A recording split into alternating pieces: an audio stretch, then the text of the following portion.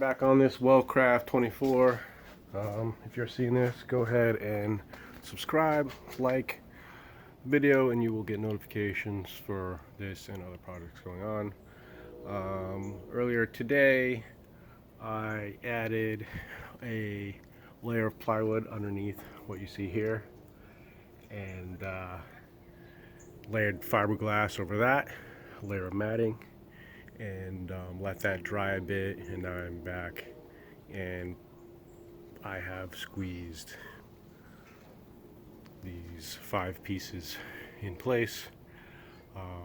They will dry overnight, and then I'll come back, and really what I've got to do is I've got to grind all these high edges. It's a little bit high in the corners here. You can see where it's level down here, and then it gets high, so I'm going to cut those up with a 6-inch grinder and go ahead and lay 4 to 5 layers of fiber over this entire thing.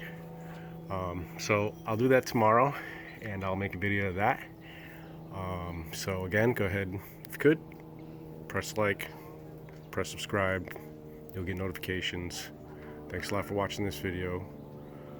Appreciate you watching the next one. Thanks.